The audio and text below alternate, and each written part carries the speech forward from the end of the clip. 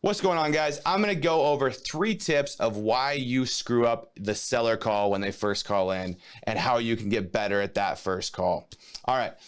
I remember when I started taking calls, I was so effing nervous. I had no freaking idea. I'm like, what do I say? How do I talk about this? But the one thing I was good at is I'm a talker. I'm good at that. Sometimes it's actually not a good thing that I'm a talker, and we'll talk about that in a second.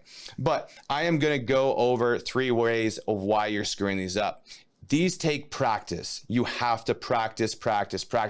That's why using a call center or a cold call company is a good thing, because you get lots of leads, or sending out direct mail, you get leads to talk to, or doing texting, you get a lot of people to talk to. You need at bats. You're not just going to start this and be good at it. So you need to talk to a lot of people and practice. And one thing that I always did for the first 3 years, and I still do it sometimes, is all my calls are recorded. And then I go back and would listen to my phone calls and find out why, where I could have done better. Should I shut up here? What were they about to say? All these different things. And I would give myself feedback. And I'd also have my wife give me feedback, which is really hard to have your wife give you feedback on seller calls. But I wanted to get better. And so it's something you need to practice. So just know, if you're sucking right now, it just takes practice. Okay. So number 1, you don't define your box. Okay, seller calls in, it's great. Are you interested in selling, or are you calling for more information? Okay, Mr. Seller, it doesn't matter what they say. I'm gonna do the same thing. Basically, if your house is fully updated, 2021 standards, new roof, kitchen, bathroom, window, siding, things like that, your best bet's always the retail market. But if your house does need some work, like it needs a roof, or the kitchens and bathrooms could stand to be updated, or it could stand to be painted, or it still has older windows, then we can be a great fit, because we have in-house contractors that get the work done for quite a bit cheaper, and you can actually net more money. Okay, right there, 1.5 minutes, if you slow it down, that puts them in a box. We buy houses that need work. That's my job. That defines that. So when the seller says, I'm step number 2, my house does need some work, they've immediately given you permission to say, okay, this is what you do, so let me talk to you about this. It's like if I call my doctor and I know that they're a heart surgeon, well, I'm gonna just say right away, I think you know what you're talking about. You're a doctor and you do surgeries on hearts. So if I'm calling you about my heart, I'm gonna give you the authority that you know what you're talking about. Same right here. If you tell them what you do and who you define, and they can pick which box they fit in, then they're giving you authority when they say their house needs work. So that sets you up really well for the rest of the call, okay? Because you're saying, I'm only here in this box, and if you're not in this box, then I don't want to continue talking to you. And so don't waste your time. But if they're in that box, then let's keep talking, okay? So second, you talk too much, okay? I said this a little bit earlier. You talk too much. Shut up and listen. You want to guide the conversation in certain ways where you're trying to figure out motivation, repairs, what conditions the house in, when they can sell it, and kind of figure out a price that they're looking to get for the property, and when you can get an appointment. Those are the things you're trying to get. But you're not just going to ask them a list of questions. You're going to bob and weave this throughout this whole thing. All right, Mr. Seller, after they put themselves in box number 2, all right, Mr. Seller, why are you thinking about selling? What's going on?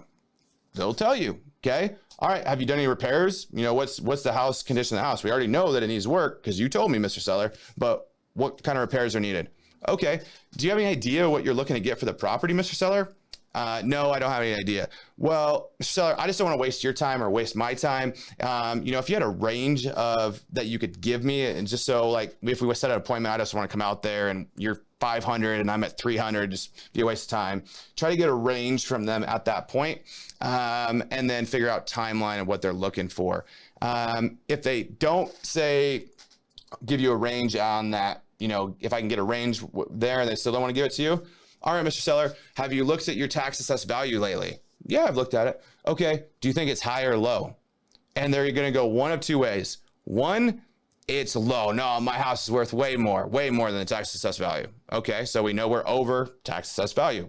Based on what they say, we think we're way over tax assessed value. No, it's low. Yeah, that government, they're freaking just screwing me. They're just trying to steal all this tax money and all this stuff. And I just get in right with them. So now I know they're under tax assessed value, right? So that is very important, okay? Don't waste your time. If they want 500 and you need to buy it at 300, just don't waste your time. Follow up with them later when they're more realistic. And number 3, you do not read the seller. You have to learn how to read people in the first 5 seconds. When they call in, I can tell you exactly what that call is going to go like just by the way they call in and they start their first sentence. Do they talk fast? Are they annoyed? Are they hard? Like they're just going to give you very minimal information because they're tough. They're not going to break it. Are they a talker? Are they happy? Who are they? And then you need to match up with that person. So if they come in, they're hard, they just, I got this thing. What do you want to offer? Blah, blah, blah. Well, let me tell you what I do. Great. Okay. Which box do you fit in? If you fit in box 2, great. Here's what we, set it up. I just go straight. Do you have a price you want to get for it? And they'll say, no, well, I don't want to waste your time or my time. If you have a price, great. If not, then we'll talk to you later. Okay. If they're a hard seller, they don't want to talk, follow up with them later. But if they want to talk, then we talk and I'm slow. So my calls will last anywhere from 3 minutes to 30 minutes, depending on who the seller is. And so really the prime spot is about 7 to 12 minutes. That gives you enough time to figure out a bunch about the house, build some rapport and set an appointment. So those are the top 3 reasons why you screw up your first seller call. I think if you work on those 3, that will make you a ton better. All right, guys, go get it.